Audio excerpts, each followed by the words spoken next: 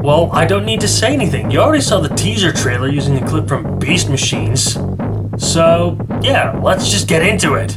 Loco Profiling Episode 7. Western Maryland, number 734. Oh boy, it's a locomotive that I didn't think I was going to be that interested in, but here we are. Firstly, in case you didn't know, this engine wasn't built for the Western Maryland. Instead, it was initially built for the Lake Superior and Ishpeming Railroad. Specifically, this engine was one of their SC-1 class consolidations. They may have just been 280s, but they were fat fucking chonkers! Simply put, with 57-inch diameter driving wheels, 185 psi of boiler pressure, and a pair of massive 26 by 30 inch cylinders, you'd be looking at 55,948 pounds of tractive effort. Just 4 of them were built in 1916 by the Baldwin Locomotive Works in Philadelphia, Pennsylvania. One of them, initially numbered 44, was actually built for the Munising Market and Southeastern Railroad, whereas the other 3, which were numbered 18 through 20, and then later renumbered to 32, 34, and 35, those were built for the LS&I directly. Later, the other engine was acquired by the LS&I, which numbered them 33. So at the end, in LS&I days, the locomotives were numbered 32 through 35. The SC-1s were predominantly used for heavy iron ore trains and probably a few mixed freight trains until they were quietly retired in the early 1960s, between 1961 and 62. Then in 1963, the LS&I sold 12 of their consolidations, including all 4 of the SC-1s, to the Marquette and Huron Mountain Tourist Railroad. But it isn't known if these engines ever pulled trains in them. What is known is that all 4 of the SCIs just quietly stood there in a scrapyard until 1971, when they were removed. I don't know the exact story of number 33, and I can't confirm that number 32 was eventually scrapped.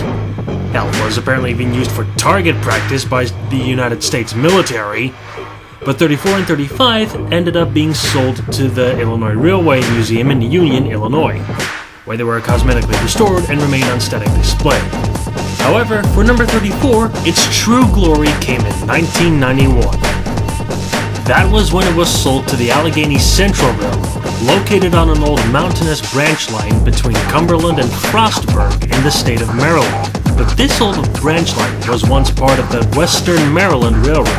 Added the fact that the Allegheny Central also made use of an old Western Maryland locomotive shop in Ridgely, West Virginia, and it was only a matter of time before it got rebranded into the Western Maryland Scenic Railroad, a brand new company, but using an old name and an old route. Kind of like the Great Central Railway in the United Kingdom, which still partially exists as a tourist railroad, or, heritage railway, however you want to put it, between the cities of Loughborough and Leicester, in Leicestershire. But yeah, number 34 was bought as the replacement for the railroad's 2 previous steam engines, Canadian Pacific 1238 and 1286, which were just Pacific-type engines, so they couldn't cope that well with the whole mountainous territory. Once 34 arrived at the WMSR, it was given a serious refurbishment, including several patch repairs on the ashpan. Obviously, it was also transformed to bear a much bigger resemblance to actual Western Maryland consolidations, appropriately renumbered to 734 in the process.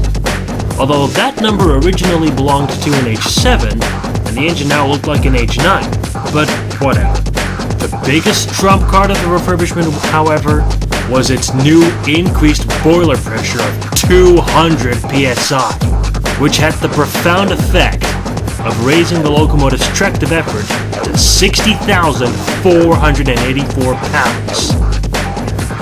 Again, it's only a Connie, but this thing was packing tons of, you guessed it, power! Number 734 subsequently became the absolute star of the Western Maryland Scenic Railroad, appropriately gaining the nickname Mountain Thunder in the process. due to the thunderous stack torque whenever the engine was chugging up the grades.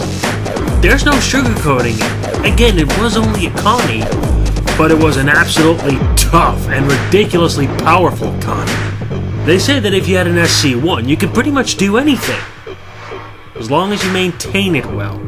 Which sadly brings us to the big problem. Towards the end of its career, number 734 was being rather poorly maintained, and it was worked particularly hard, basically beyond its limits. And keep in mind that its limits were extended, so they were seriously abusing the locomotive. After hauling a final freight train in April 2016, roughly the 100th birthday of the locomotive, it was quietly pulled from service. Since then, the engine had been sitting still.